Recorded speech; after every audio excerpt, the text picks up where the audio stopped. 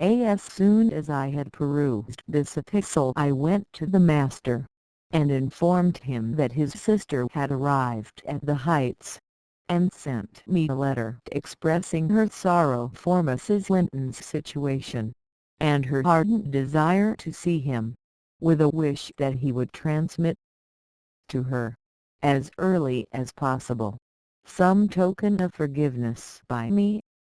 "Forgiveness," said Linton. "I have nothing to forgive her, Ellen.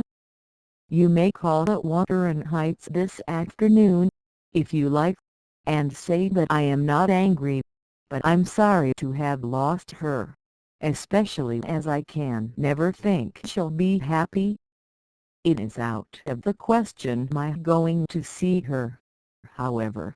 We are bitterly divided, and should she really wish to oblige me, let her persuade the villain she has married to leave the country." "And you won't write her a little note, sir?" I asked, imploringly. "No," he answered. "It is needless.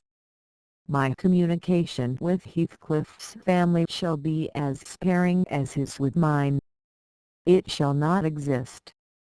Mr. Edgar's coldness depressed me exceedingly, and all the way from the Grange I puzzled my brains how to put more heart into what he said, when I repeated it, and how to soften his refusal of even a few lines to console Isabella. I dare say she had been on the watch for me since morning. I saw her looking through the lattice as I came up the garden causeway, and I nodded to her, but she drew back, as if afraid of being observed. I entered without knocking. There never was such a dreary, dismal scene as the formerly cheerful house presented. I must confess that if I had been in the young lady's place, I would, at least, have swept the hearth, and wiped the tables with a duster. But she already partook of the pervading spirit of neglect which encompassed her. Her pretty face was wan and listless, her hair uncurled, some locks hanging lankly down, and some carelessly twisted round her head. Probably she had not touched her dress since yester evening. Hindley was not there. Mr. Heathcliff sat at a table, turning over some papers in his pocket-book, but he rose when I appeared, asked me how I did, quite friendly, and offered me a chair.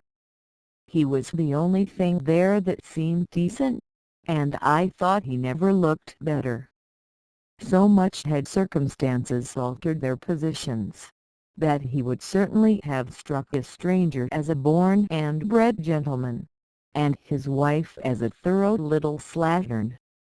She came forward eagerly to greet me, and held out one hand to take the expected letter. I shook my head.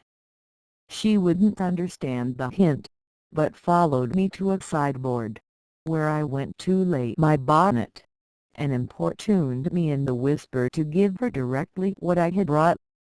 Heathcliff guessed the meaning of her manoeuvres, and said, "If you have got anything for Isabella, as no doubt you have, Nelly, give it to her. You needn't make a secret of it.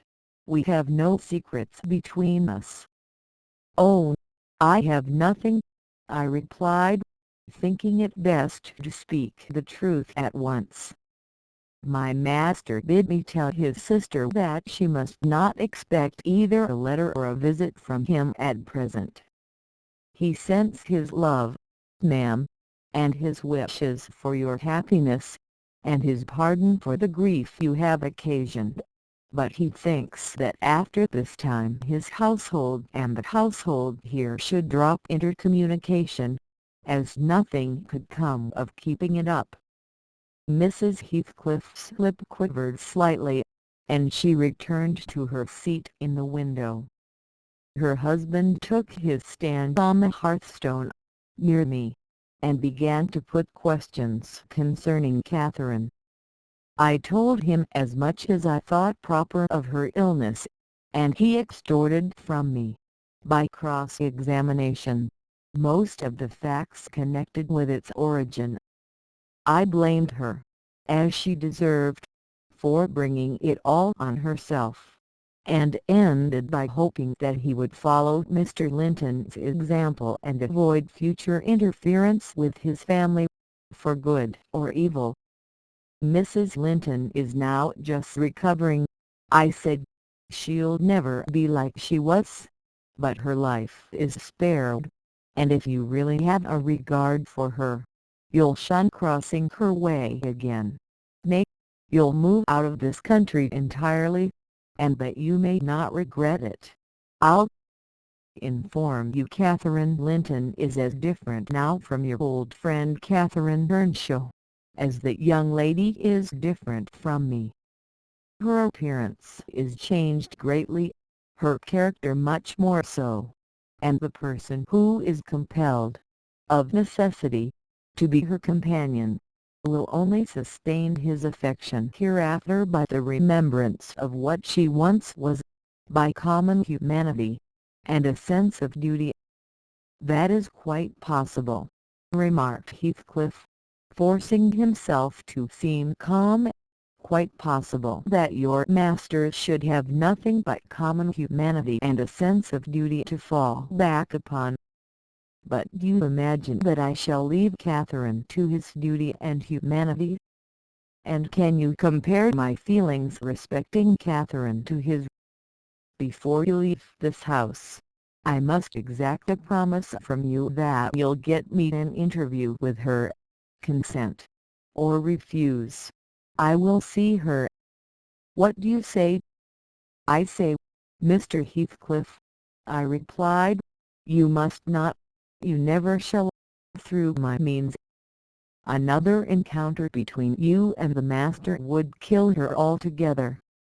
With your aid that may be avoided," he continued, "and should there be danger of such an event, should he be the cause of adding a single trouble more to her existence, why, I think I shall be justified in going to extremes. I wish you had sincerity enough to tell me whether Catherine would suffer greatly from his loss. The fear that she would restrains me. And there you see the distinction between our feelings. Had he been in my place, and I in his, though I hated him with a hatred that turned my life to gall, I never would have raised a hand against him. You may look incredulous, if you please.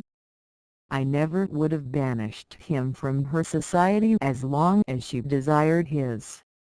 The moment her regard ceased, I would have torn his heart out, and drunk his blood. But, till then, if you don't believe me, you don't know me. Till then, I would have died by inches before I touched a single hair of his head." "And yet," I interrupted, "you have no scruples in completely ruining all hopes of her perfect restoration, by thrusting yourself into her remembrance now, when she has nearly forgotten you, and involving her in a new tumult of discord and distress." "You suppose she has nearly forgotten me?" he said. "Oh, Nellie, you know she has not. You know as well as I do, that for every thought she spends on Linton she spends 1,000 on me. At a most miserable period of my life, I had a notion of the kind. It haunted me on my return to the neighborhood last summer, but only her own assurance could make me admit that horrible idea again. And then, Linton would be nothing, nor Hindley, nor all the dreams that ever I dreamt. 2 words would comprehend my future, death and hell. Existence, after losing her, would be hell. Yet I was a fool to fancy for a moment that she valued Edgar Linton's attachment more than mine. If he loved with all the powers of his puny being, He couldn't love as much in 80 years as I could in a day. And Catherine has a heart as deep as I have. The sea could be as readily contained in that horse through as her whole affection be monopolized by him. Tush! He is scarcely a degree dearer to her than her dog, or her horse. It is not in him to be loved like me. How can she love in him what he has not? Catherine and Edgar are as fond of each other as any two people can be, cried Isabella, with sudden vivacity. No one has a right to talk in that manner, and I won't hear my brother depreciated in silence. Your brother is wondrous fond of you too, isn't he? Observed Heathcliff, scornfully. He turns you adrift on the world with surprising alacrity. He is not aware of what I suffered, she replied. I didn't tell him that. You have been telling him something, then? You have written, have you? To say that I was married. I did write. You saw the note. And nothing since. No. My young lady is looking sadly the worse for her change of condition, I remarked. Somebody's love comes short in her case, obviously. Whose, I may guess, but, perhaps, I shouldn't say. I should guess it was her own, said Heathcliff. She degenerates into a mere slut. She is tired of trying to please me uncommonly early. You'd hardly credit it, but the very morrow of our wedding she was weeping to go home. However, she'll suit this house so much the better for not being over-nice, and I'll take care she does not disgrace me by rambling abroad.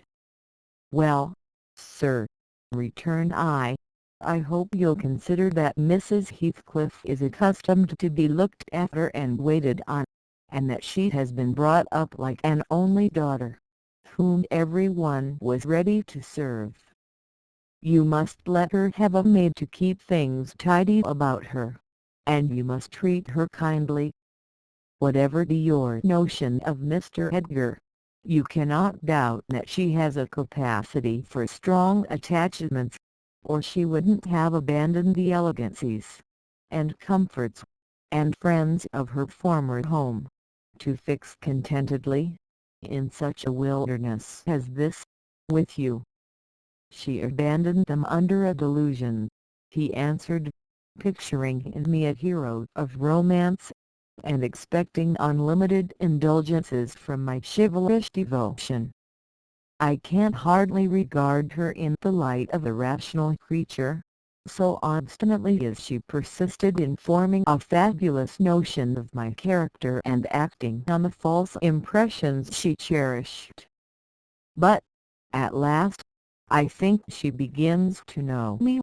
I don't perceive the silly smiles and grimaces that provoked me at first, and the senseless incapability of discerning that I was in earnest when I gave her my opinion of her infatuation and herself.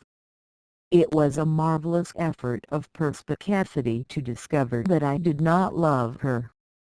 I believed, at one time, no lessons could teach her that. And yet it is poorly learned, for this morning she announced, as a piece of appalling intelligence, that I had actually succeeded in making her hate me. A positive labor of Hercules, I assure you. If it be achieved, I have cause to return thanks. Can I trust your assertion, Isabella? Are you sure you hate me? If I let you alone for half a day, won't you come sighing and wheedling to me again? I dare say she would rather I had seemed all tenderness before you. It wounds her vanity to have the truth exposed. But I don't care who knows that the passion was wholly on one side, and I never told her a lie about it. She cannot accuse me of showing one bit of deceitful softness. The first thing she saw me do, on coming out of the Grange, was to hang up her little dog, and when she pleaded for it, the first words I uttered were a wish that I had the hanging of every being belonging to her, except one. Possibly she took that exception for herself. But no brutality disgusted her. I suppose she has an innate admiration of it. If only her precious person were secured from injury. Now, was it not the depth of absurdity, of genuine idiocy, for that pitiful, slavish, mean-minded brat to dream that I could love her? Tell your master, Nellie, that I never, in all my life, met with such an abject thing as she is. She even disgraces the name of Linton, and I sometimes relented, from pure lack of invention, in my experiments on what she could endure, and still creep shamefully cringing back. But tell him, also, to set his fraternal and magisterial heart at ease, that I keep strictly within the limits of the law. I have avoided, up to this period, giving her the slightest right to claim a separation, and, what's more, she'd thank nobody for dividing us. If she desired to go, she might. The nuisance of her presence outweighs the gratification to be derived from tormenting her. Mr. Heathcliff, said I, this is the talk of a madman. Your wife, most likely, is convinced you are mad, and, for that reason, she has borne with you hitherto, but now that you say she may go, she'll doubtless avail herself of the permission. You are not so bewitched, ma'am, are you, as to remain with him of your own accord? Take care, Ellen, answered Isabella, her eyes sparkling irefully. There was no misdoubting by their expression the full success of her partner's endeavours to make himself detested. Don't put faith in a single word he speaks. He's a lying fiend, a monster, and not a human being. I've been told I might leave him before, and I've made the attempt, but I dare not repeat it. Only, Ellen, promise you'll not mention a syllable of his infamous conversation to my brother or Catherine. Whatever he may pretend, he wishes to provoke Edgar to desperation. He says he has married me on purpose to obtain power over him, and he shan't obtain it. I'll die first. I just hope, I pray, that he may forget his diabolical prudence and kill me. The single pleasure I can imagine is to die, or to see him dead. There, that will do for the present, said Heathcliff. If you are called upon in a court of law, you'll remember her language, Nellie, and take a good look at that countenance. She's near the point which would suit me. No, you're not fit to be your own guardian, Isabella, now, and I, being your legal protector, must retain you in my custody, however distasteful the obligation may be. Go upstairs. I have something to say to Ellen Dean in private. That's not the way. Upstairs, I tell you. Why, this is the road upstairs, child. He ceased, and thrust her from the room, and returned muttering, I have no pity. I have no pity. The more the worms rife, the more I learn to crush out their entrails. It is a moral teething, and I grind with greater energy in proportion to the increase of pain. Do you understand what the word pity means? I said, hastening to resume my bonnet. Did you ever feel a touch of it in your life? Put it down. he interrupted, perceiving my intention to depart. "You are not going yet. Come here now, Nellie. I must either persuade or compel you to aid me in fulfilling my determination to see Catherine, and that without delay. I swear that I meditate no harm. I don't desire to cause any disturbance, or to exasperate or insult Mr. Linton. I only wish to hear from herself how she is, and why she has been ill, and to ask if anything that I could do would be of use to her. Last night I was in the Grange garden 6 hours, and I'll return there tonight, and every night I'll haunt the place, and every day, till I find an opportunity of entering. If Edgar Linton meets me, I shall not hesitate to knock him down, and give him enough to ensure his quiescence while I stay. If his servants oppose me, I shall threaten them off with these pistols. But wouldn't it be better to prevent my coming in contact with them, for their masters? And you could do it so easily.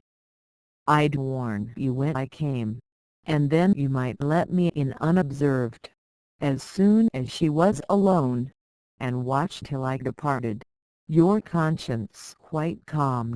You would be hindering mischief."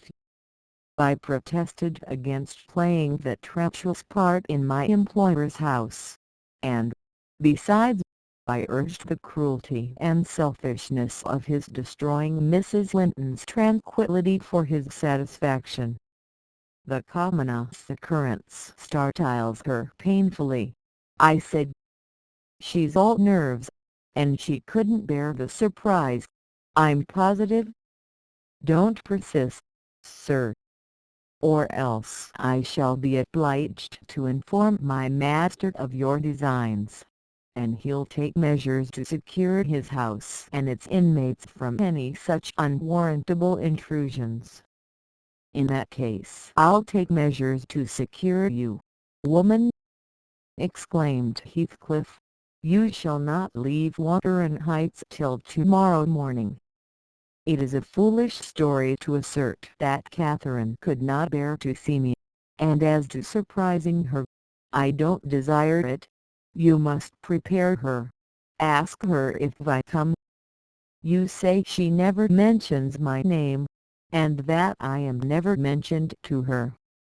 To whom should she mention me if I am a forbidden topic in the house? She thinks you are all spies for her husband. Oh, I've no doubt she's in hell among you. I guess by her silence, as much as anything, what she feels. You say she is often restless, and anxious looking. Is that a proof of tranquility? You talk of her mind being unsettled. How the devil could it be otherwise in her frightful isolation? And that insipid, paltry creature attending her from duty and humanity, from pity and charity. He might as well plant an oak in a flower pot, and expect it to thrive, as imagine he can restore her to vigor in the soil of his shallow cares. Let us settle it at once. Will you stay here, and am I to fight my way to Catherine over Linton and his footman? Or will you be my friend, as you have been hitherto, and do what I request? Decide, because there is no reason for my lingering another minute, if you persist in your stubborn ill nature." "Well, Mr. Lockwood," I argued and complained, and flatly refused him 50 times, but in the long run he forced me to an agreement. I engaged to carry a letter from him to my mistress, and should she consent, I promised to let him have intelligence of Linton's next absence from home, when he might come, and get in as he was able. I wouldn't be there, and my fellow servants should be equally out of the way. Was it right or wrong? I fear it was wrong, though expedient.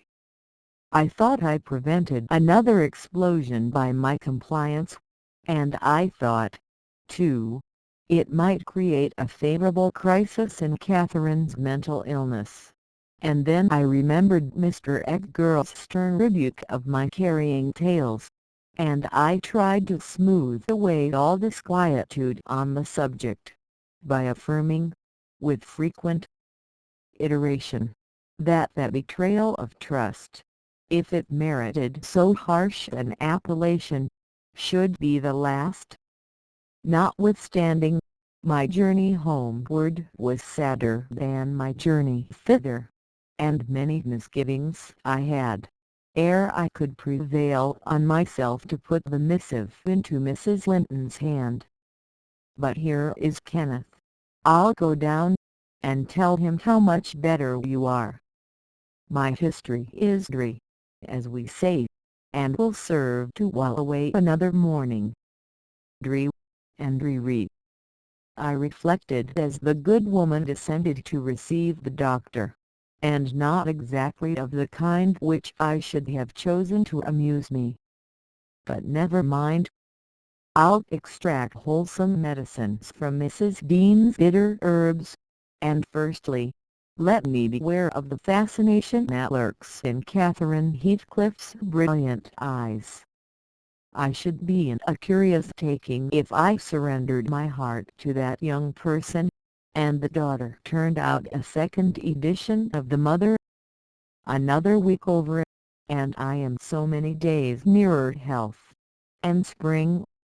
I have now heard all my neighbors' history, at different sittings, as the housekeeper could spare time from more important occupations. I'll continue it in her own words, only a little condensed. She is, on the whole, a very fair narrator, and I don't think I could improve her style. In the evening, she said, the evening of my visit to the Heights, I knew, as well as if I saw him, that Mr. Heathcliff was about the place, and I shunned going out, because I still carried his letter in my pocket, and didn't want to be threatened or teased any more. I had made up my mind not to give it till my master went somewhere, as I could not guess how its receipt would affect Catherine. The consequence was, that it did not reach her before the lapse of 3 days. The 4th was Sunday, and I brought it into her room after the family were gone to church. There was a manservant left to keep the house with me, and we generally made a practice of locking the doors during the hours of service, but on that occasion the weather was so warm and pleasant that I set them wide open, and, to fulfill my engagement, as I knew who would be coming, I told my companion that the mistress wished very much for some oranges, and he must run over to the village and get a few, to be paid for on the morrow. He departed, and I went upstairs. Mrs. Linton sat in a loose white dress, with a light shawl over her shoulders, in the recess of the open window, as usual. Her thick, long hair had been partly removed at the beginning of her illness, and now she wore it simply combed in its natural tresses over her temples and neck. Her appearance was altered, as I had told Heathcliff, but when she was calm, there seemed unearthly beauty in the change. The flash of her eyes had been succeeded by a dreamy and melancholy softness. They no longer gave the impression of looking at the objects around her. They appeared always to gaze beyond, and far beyond. You would have said out of this world. Then, the paleness of her face, its haggard aspect having vanished as she recovered flesh, and the peculiar expression arising from her mental state, though painfully suggestive of their causes, added to the touching interest which she awakened, and, invariably to me, I know, and to any person who saw her, I should think, refuted more tangible proofs of convalescence, and stamped her as one doomed to decay. The book lay spread on the sill before her, and the scarcely perceptible wind fluttered its leaves at intervals. I believe Linton had laid it there, for she never endeavoured to divert herself with reading, or occupation of any kind, and he would spend many an hour in trying to entice her attention to some subject which had formerly been her amusement. She was conscious of his aim, and in her better moods endured his efforts placidly, only showing their uselessness by now and then suppressing the wearied sigh, and checking him at last with the saddest of smiles and kisses. At other times, she would turn petulantly away, and hide her face in her hands, or even push him off angrily, and then he took care to let her alone, for he was certain of doing no good. Gimmerton chapel bells were still ringing, and the full, mellow flow of the beck in the valley came soothingly on the ear. It was a sweet substitute for the yet absent murmur of the summer foliage, which drowned that music about the grange when the trees were in leaf. At Wuthering Heights it always sounded on quiet days following a great thaw or a season of steady rain.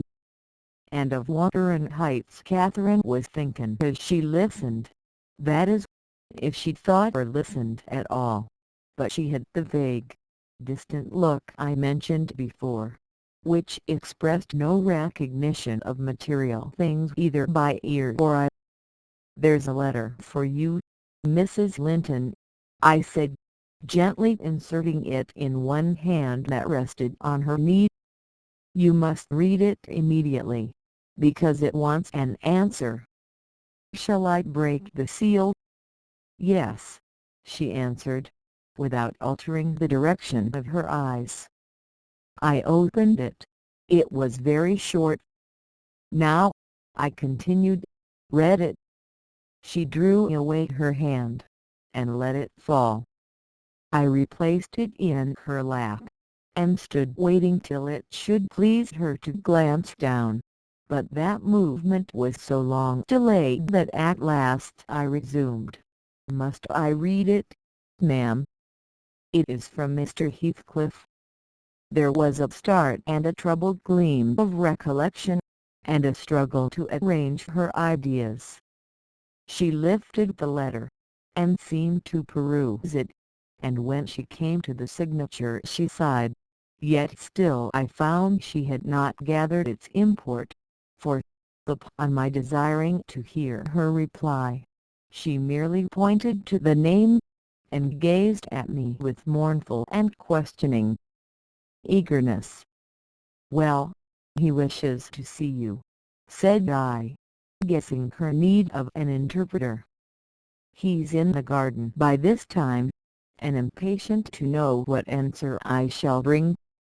As I spoke, I observed a large dog lying on the sunny grass beneath raise its ears as if about to bark, and then smoothing them back, announce, by a wag of the tail, that someone approached whom it did not consider a stranger.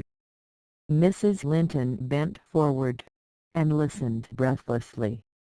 The minute after a step traversed the hall. The open house was too tempting for Heathcliff to resist walking in.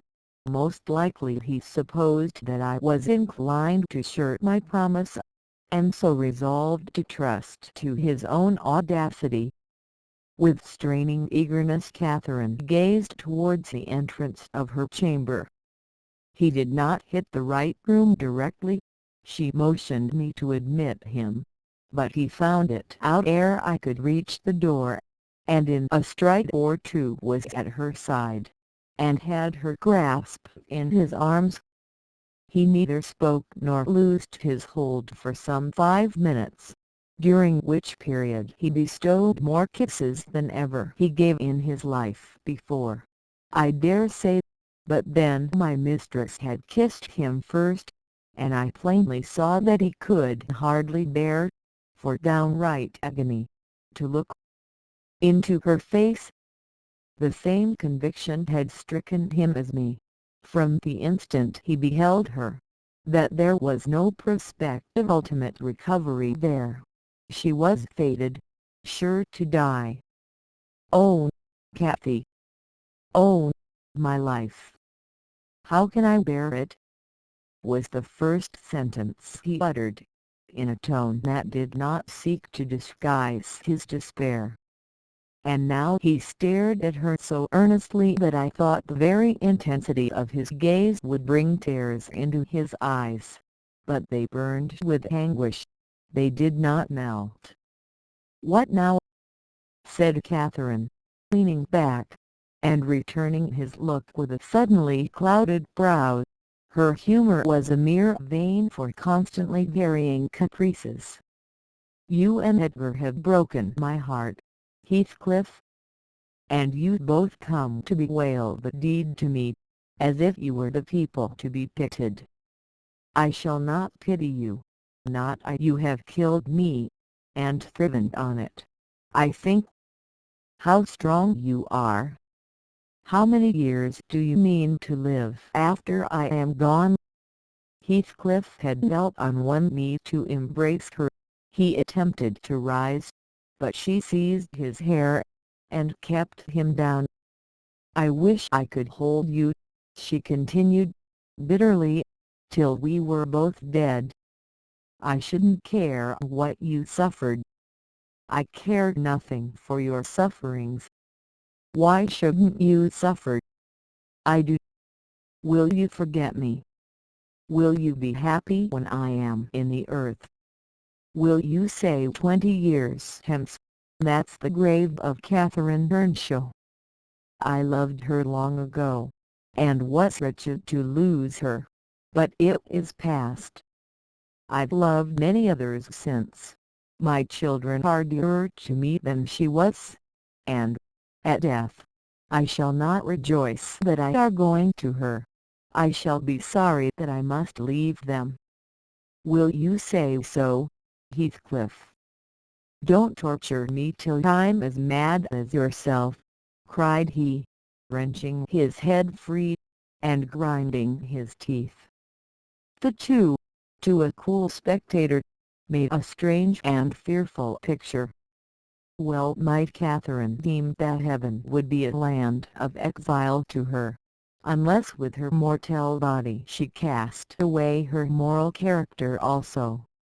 Her present countenance had a wild vindictiveness in its white cheek, and a bloodless lip and scintillating eye, and she retained in her closed fingers a portion of the locks she had been grasping. As to her companion, while raising himself with one hand, he had taken her arm with the other, and so inadequate was his stock of gentleness to the requirements of her condition, that on his letting go I saw 4 distinct impressions left blue in the colourless skin. "Are you possessed with the devil?" he pursued, savagely, "to talk in that manner to me when you are dying? Do you reflect that all those words will be branded in my memory, and eating deeper eternally after you have left me? You know you like to say I have killed you, and, Catherine, you know that I could as soon forget you as my existence. Is it not sufficient for your infernal selfishness, that while you are at peace I shall writhe in the torments of hell? I shall not be at peace," moaned Catherine, recalled to a sense of physical weakness by the violent, unequal throbbing of her heart, which beat visibly and audibly under this excess of agitation. She said nothing further till the paroxysm was over. Then she continued, more kindly, I'm not wishing you greater torment than I have, Heathcliff. I only wish us never to be parted, and should a word of mine distress you hereafter, think I feel the same distress underground, and for my own sake, forgive me. Come here and kneel down again. You never harmed me in your life. Nay, if you nurse anger, that will be worse to remember than my harsh words. Won't you come here again? Do. Heathcliff went to the back of her chair, and leant over, but not so far as to let her see his face, which was livid with emotion. She bent round to look at him. He would not permit it. Turning abruptly, he walked to the fireplace, where he stood, silent, with his back towards us. Mrs. Linton's glance followed him suspiciously. Every movement woke a new sentiment in her. After a pause and a prolonged gaze, she resumed, addressing me in accents of indignant disappointment. "Oh, you see, Nellie, he would not relent a moment to keep me out of the grave. That is how I'm loved. Well, never mind. That is not my Heathcliff. I shall love mine yet, and take him with me. He's in my soul. And," added she musingly, "the thing that irks me most is this shattered prison. After all, I'm tired of being enclosed here. I'm wearying to escape into that glorious world, and to be always there, not seeing it dimly through tears, and yearning for it through the walls of an aching heart, but really with it, and in it. Nellie, you think you are better and more fortunate than I, in full health and strength. You are sorry for me. Very soon that will be altered. I shall be sorry for you. I shall be incomparably beyond and above you all. I wonder he won't be near me," she went on to herself. "I thought he wished it. Heathcliff, dear, you should not be sullen now. Do come to me, Heathcliff." In her eagerness she rose and supported herself on the arm of the chair. At that earnest appeal he turned to her, looking absolutely desperate. His eyes, wide and wet, at last flashed fiercely on her. His breast heaved convulsively. An instant they held asunder, and then how they met I hardly saw, but Catherine made a spring, and he caught her, and they were locked in an embrace from which I thought my mistress would never be released alive. In fact, to my eyes, she seemed directly insensible. He flung himself into the nearest seat, and on my approaching hurriedly to ascertain if she had fainted, he gnashed at me, and foamed like a mad dog, and gathered her to him with greedy jealousy.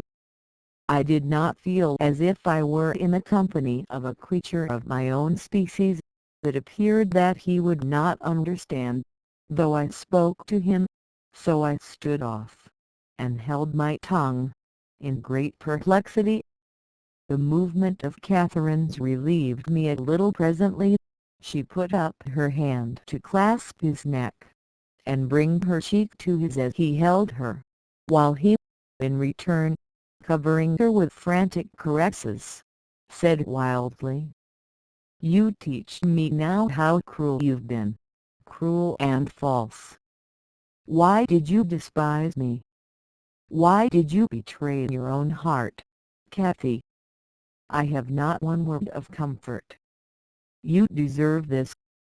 You have killed yourself. Yes, you make us me, and cry, and wring out my kisses and tears. They'll blight you. They'll damn you. You loved me. Then what right had you to leave me? What right? Answer me. For the poor fancy you felt for Linton. because misery and degradation, and death, and nothing that God or Satan could inflict would have parted us. You, of your own will, did it. I have not broken your heart. You have broken it, and in breaking it, you have broken mine. So much the worse for me that I am strong. Do I want to live? What kind of living will it be when you, oh God? Would you like to live with your soul in the grave? Let me alone. Let me alone, sobbed Catherine. If I've done wrong, I'm dying for it. It is enough. You left me too, but I won't upbraid you. I forgive you. Forgive me. It is hard to forgive, and to look at those eyes, and feel those wasted hands, he answered. Kiss me again, and don't let me see your eyes. I forgive what you have done to me. I love my murderer, but yours. How can I? They were silent, their faces hid against each other, and watched by each other's tears. At least, I suppose the weeping was on both sides, as it seemed Heathcliff could weep on a great occasion like this. I grew very uncomfortable. Meanwhile, for the afternoon wore fast away, the man whom I had sent off returned from his errand, and I could distinguish, by the shine of the western sun up the valley, a concourse thickening outside Gimmerton Chapel porch. Service is over, I announced. My master will be here in half an hour. Heathcliff groaned the curse, and strained Catherine closer. She never moved. Ere long I perceived a group of the servants passing up the road towards the kitchen wing. Mr. Linton was not far behind. He opened the gate himself and sauntered slowly up, probably enjoying the lovely afternoon that breathed as soft as summer. Now he is here, I exclaimed. For heaven's sake, hurry down. You'll not meet anyone on the front stairs. Do be quick, and stay among the trees till he is fairly in. I must go, Cathy, said Heathcliff, seeking to extricate himself from his companion's arms. But if I live, I'll see you again before you are asleep. I won't stray 5 yards from your window. You must not go, she answered, holding him as firmly as her strength allowed. You shall not, I tell you. For 1 hour, he pleaded earnestly. Not for 1 minute, she replied. I must. Linton will be up immediately, persisted the alarmed intruder. He would have risen, and unfixed her fingers by the act. She clung fast, gasping. There was mad resolution in her face. No, she shrieked. Oh, don't go. It is the last time. Edgar will not hurt us. Heathcliff, I shall die. I shall die. Damn the fool. There he is, cried Heathcliff, sinking back into his seat. Hush, my darling. Hush, hush, Catherine. I'll state. If he shot me so, I'd expire with a blessing on my lips. And there they were fast again.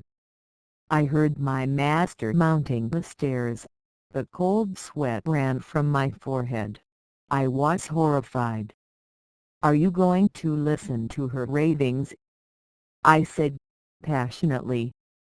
She does not know what she says. Will you ruin her, because she has not wit to help herself? Get up. You could be free instantly. That is the most diabolical deed that ever you did. We are all done for, master.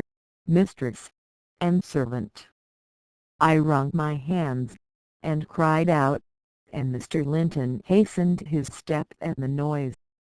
In the midst of my agitation, I was sincerely glad to observe that Catherine's arms had fallen relaxed, and her head hung down. "She's fainted, or dead," I thought. "So much the better. Far better that she should be dead, than lingering a burden and a misery maker to all about her." Edgar sprang to his unbidden guest, blanched with astonishment and rage. What he meant to do I cannot tell. However, the other stopped all demonstrations at once, by placing the lifeless looking form in his arms. "Look there," he said. "Unless you be a fiend, help her first, then you shall speak to me." He walked into the parlour, and sat down. Mr. Linton summoned me, and with great difficulty, and after resorting to many means, we managed to restore her to sensation. But she was all bewildered. She sighed, and moaned, and knew nobody. Edgar, in his anxiety for her, forgot her hated friend. I did not.